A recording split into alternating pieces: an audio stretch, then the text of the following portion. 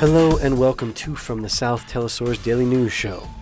We start off in Latin America. Mexico's LGBTQ community is rallying around a proposal by President Enrique Peña Nieto on making same-sex marriage legal on a national scale.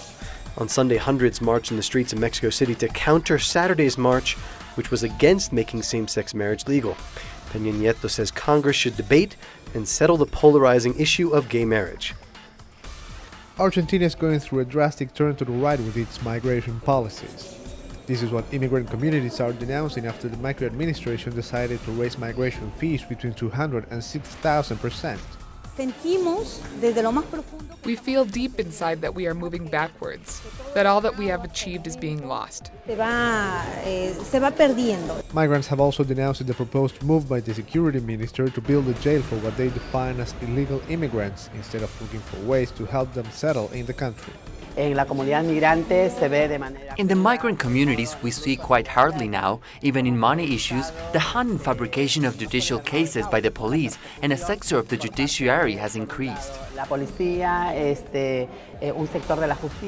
the hikes are not for everyone. Quite the opposite, the government has eliminated these fees for U.S. citizens. According to the 2010 census, main foreign communities in Argentina come from Paraguay, Bolivia, and Chile, while the U.S. is in the 9th place, which means the wide majority of immigrants will be affected by these increases. This is a sign of the policies that the government wants to establish, which are not aimed at regional integration. Under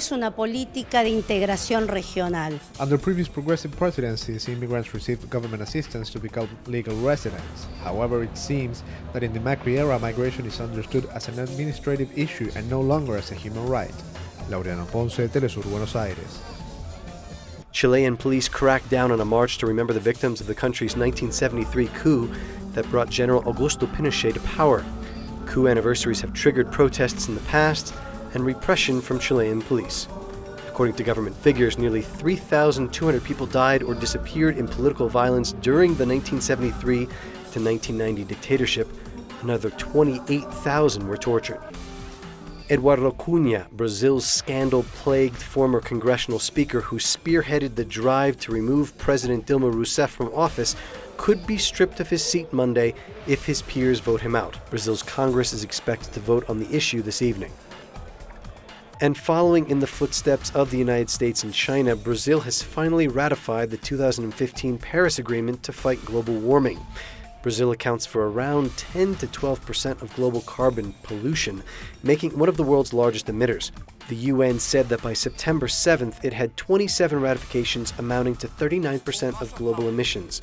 It needs ratifications from at least 55 parties to the United Nations Convention on Climate Change, representing at least 55% of global emissions.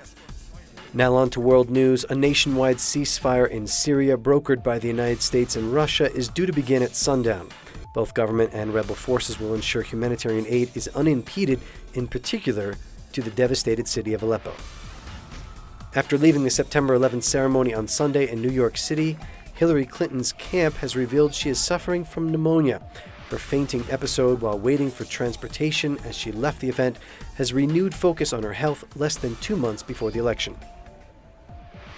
And Britain's former Prime Minister David Cameron has announced he is resigning from his seat in Parliament. This means it is an end to his political career just weeks after losing a referendum to stay in the European Union. In the Philippines, President Rodrigo Duterte has ordered all American special forces out of the southern Philippines. The U.S. forces have been advising local troops battling Muslim extremists.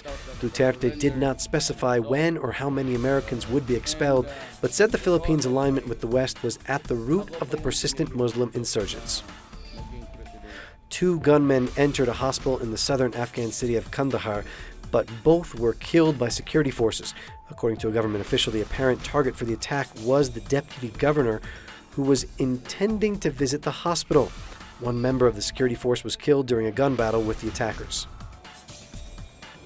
Millions of Muslims around the world celebrated Monday the beginning of the 4-day feast holiday of Eid al-Adha, also known as the Feast of Sacrifice. Eid marks the end of Hajj, the annual Islamic pilgrimage to Mecca. In blockaded Gaza, Muslims gathered in large congregations and festivals to celebrate Eid. Before sunrise, mosques were filled with hundreds of thousands of worshippers from all walks of the life to perform the special Eid prayer. After the prayer, the worshippers greet one another to wish each other goodwill. Families visited their neighbors and relatives after the morning celebration to wish them a happy holiday and exchange gifts. Some visit the graves of their loved ones. Eid is a pleasure. Eid al-Adha is a feast of Hajj. Everybody receives Eid in great respect and love, but Gaza is under blockade. The blockade has its effect on the daily life of residents in Gaza. Sadly, we can have a perfect Eid with all these hardships. Muslims who can afford to celebrated Eid by slaughtering an animal, usually a lamb or cow. They prepared to hold the special moment after the prayer. Eid al-Adha honors Prophet Abraham's willingness to follow God's command to sacrifice his elder son Ismail. According to the Quran, as Abraham lowered his knife to Ismail's neck, he found that an angel had replaced his son with a lamb as an act of mercy from God. Nuharazin teleSUR TV, Gaza. And finally, in Mecca, thousands of Muslims carried out the stoning of the devil ritual. This ritual marks the beginning of the Eid al-Adha celebrations. It is said to reenact Abraham's defiance against the temptation to disobey God. And that's all for From the South. More on these and other stories on our website, telesurtv.net/English.